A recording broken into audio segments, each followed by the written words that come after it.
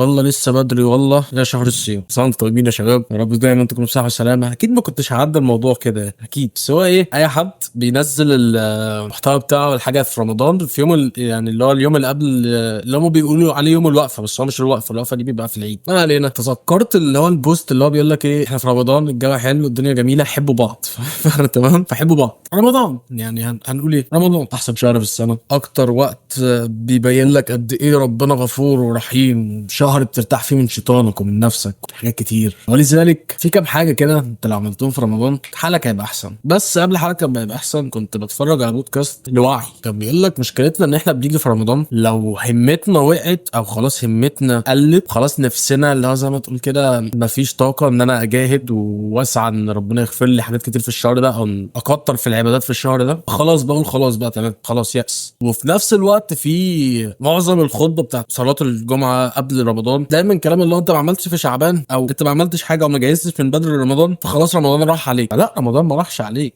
مشكلتنا ان احنا بنحسبها مع نفسنا، ليه ما بنحسبهاش مع ربنا؟ ليه ما نحسبهاش اللي هو خلاص انا حتى لو وقع فانا هجاهد بالله اقدر عليه. مش هقدر اصلي التراويح كامله، هصلي 4 ركعات مثنى ومثنى. مش هقدر اقرا جزء قران كامل في اليوم، طيب هقرا مع كل صلاه ورد كام صفحه مع كل صلاه، 5 صلوات بتوع اليوم. فلا، في حاجات كتير انت تقدر تعملها. العبادات، ان انت تحط العبادات اصلا او ان انت تحط ان انت تجاهد في العبادات اولويه في رمضان، قبل الشغل، قبل الخروج مع اصحابك بعد الفطار، قبل التمرين، قبل مش عارف ايه. فاهمني؟ انا بجيب لك امثله على حاجات انا عايشها. فلا اللي هو خلاص انت وراك شغل وراك حاجات، طب ما تقعد الاول تقرا برضه قرانك، يعني مش هتخسر حاجه. فاهمني ليه؟ لان انت هتنشغل مع اليوم وخد بالك من حاجه، اللي هو انت مثلا تقول بعد الفطار او كده، لا انت يعني حبذا ان انت تعمل عباداتك دي وانت صايم. ورمضان معروف نهاره طويل ليله قصير جدا. فكره برضك النوم، انت بتنام امتى بتصحى امتى في رمضان؟ يعني رمضان انا بشوف عموما ان ما فيهوش نوم، بس ما ينفعش، وانا كنت واحد من الناس دي، ما ينفعش ان انا بصلي الفجر وافضل قاعد ل 7 8 9 الصبح واروح جاي نايم صاحي على الفطار. طب وبعدين طب وبعدين يا صاحبي، فاهم؟ فلا يعني اصحى لحد الفجر وصلي الفجر. تقدر تقرا برضه قرانك قبل ما تنام، ماشي. ما تقدرش نام، ابدا ان انت تنام واظبط منبه او خلي حد يصحيك على الساعه 1 2.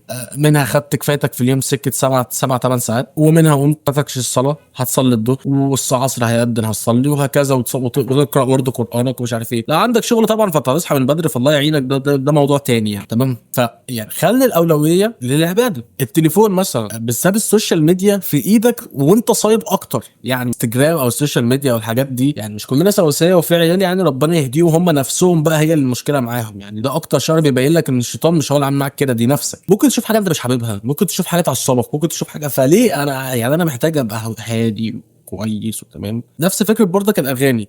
اقول لك اعتراف، انا ما بعرفش اشتغل وانا مشغل اغاني. فبس لا، النهارده عرفت ابدل الموضوع ده بالبودكاست، وكان الموضوع لطيف جدا. كان الموضوع لطيف جدا جدا، لان انا اصلا مش من النوع اللي انا ممكن اشغل بودكاست واشتغل. لا، انا احب اشغل البودكاست واقعد انصت ليه، يبقى في ايدي نوت واكتب النقط اللي انا استفدتها وهكذا. فوالله لا، الموضوع جميل يا جماعه. يعني لا، حب نفسك وجاهد لاجل العبادات، وسيبك من حته ان انا لو وقعت او همتي قلت. لا، فاهم؟ انت لما بترتبط بحد او لما بتحب حد في الدنيا كشخص، انت بتعمل حاجات كتير قوي عشان حاول انت تحب ربنا بنفس الطريقه، او حاول انت تظهر حبك بنفس الطريقه، ان احنا بطريقه ان احنا نعمل اي حاجه حتى لو مش قادرين. وما تقعش في الزون اللي هي بتاعت وانا بعمل ايه وانا كده صح، طب وانا كده هيتغفر لي. يعني ما تخليش الموضوع بينك وبين نفسك، الموضوع بينك وبين ربنا. ادعي يعني، فاهمني؟ ما احنا ما حدش فينا بيطلع سليم 100%، بس ادعي. كلنا مقصرين، يعني ما فيش حد فينا كامل.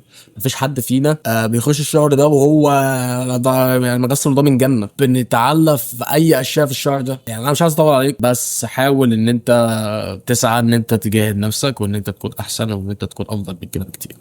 اشوفك على خير يا صاحبي، وحلقه قصيره كده خفيفه. اشوفك على خير يا صاحبي، وان شاء الله يعني الجاي احسن. سلام.